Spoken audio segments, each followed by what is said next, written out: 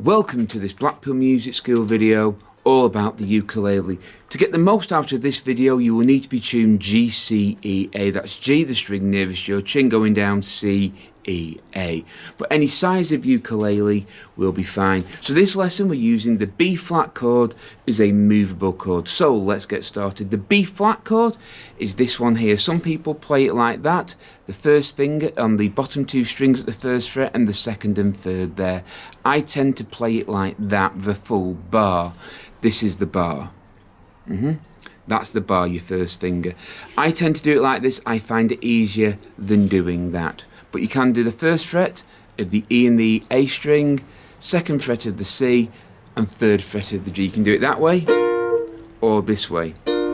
I tend to do it this way for a reason you will see in the video. At that position, at the first fret, it's called a B flat. If you slide it up one fret to the second, so this bar, this first finger is at the second fret now, that is now a B. Slide it up one more, so this bar is at the third fret, C chord, Charlie chord. Slide it up one more to the fourth fret, that is C sharp or D flat. Slide it up one more to the fifth fret, that is a D chord. Slide it up one more, so now this bar is at the sixth fret, that is a D sharp or an E flat chord. Slide it up one more to the seventh, and that's an E chord. So, it's a B flat shape as a movable chord. So this B flat, the trick to getting this, you may know some people when they do the bar tend to keep the fit. Let me just take the tuner off. Tend to put it like that. I come all the way over, so my first knuckle joint from the nail is sort of above the ukulele. Some people play it like that. There's nothing wrong with that, but I find it easier to do with that. There is a reason for this.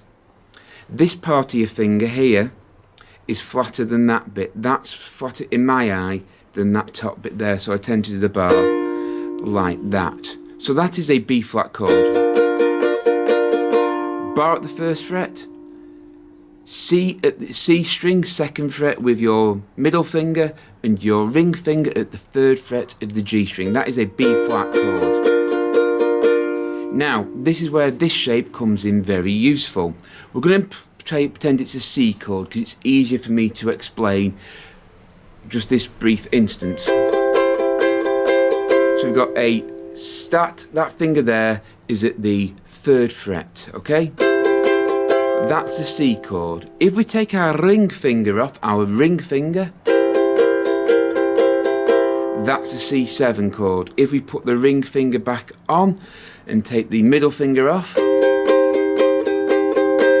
that's a C minor. So from one shape,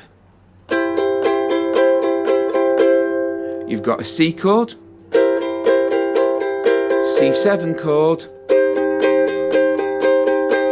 and a C minor chord. Now, this applies wherever you play it. So if we were to play this at the fourth fret, so this bar now is at the fourth fret. These two fingers here, so we've got a bar at the fourth, your middle finger at the fifth of the C string, and your ring finger at the sixth of the G string. That now can be C sharp or D flat. Some chords share two names, but for now we're just going to call it C sharp. So we've got C sharp, take the ring finger off, C sharp 7, put the ring finger back on, take the middle finger off, C minor, C sharp minor. So now wherever you are, you've got three chords, please excuse me, first day with a new mouth, and it's useful because now you can know chords that you possibly might not be able to finger with your fretting hand, because this applies wherever. So up here, we'll go back to the B flat, bar at the first fret, middle finger at the second fret of the C string, ring finger at the third of the G string. Okay, so that's B flat. Take this the middle finger off, B flat minor, put that finger back on, take this one off, B flat 7. So if we move it up to the 2nd fret, this is now a B chord, a B chord, a bravo chord, B. Take this ring finger off, B7, put the ring finger back on, take this finger off, B minor. So you can see learning this one shape is very useful because you're now getting 3 chords out of one shape. But if you start using it up and down the neck like a bar chord, that can extrapolate to 36 chords because there's 12 frets. 12 times 3 is 36. Well, it was when I went to school, certainly. So this is why learning this shape is useful. So let me explain why it's called a bar chord now.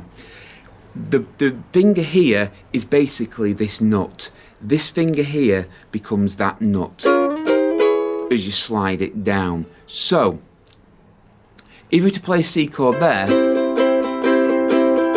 you see the relation between the nut and the C chord. If we were to play C7, we would put the bar there and your little finger at the 4th. That's C sharp. You'll notice that's the nut, a gap of two frets, and then the little finger on the bottom string, C sharp, which is the same as that. That's the nut, gap of 2 frets, finger there. When we bar is there, gap of 2 frets, finger there. It's a C sharp.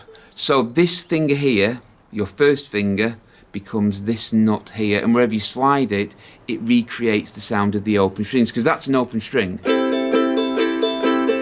But when you put the bar on, technically it's an open string still, because this bar is acting like that nut. So this is why this B flat chord as a movable chord is very useful, because from that B flat shape, we've got a B flat 7 and a B flat minor, and wherever we place it, you get the name of the chord, should say before we go, from the bottom string. So that note there, the first fret of the A string, is a B flat or an A sharp.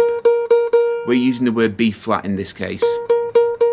That's a B flat note there. So when our finger is there, that's a B flat chord. When we go up to the 3rd fret, that 3rd fret on the A string is a C note, and that becomes a C chord. So you can see how this one shape is very, very useful. I will be doing more lessons on this in the months to come.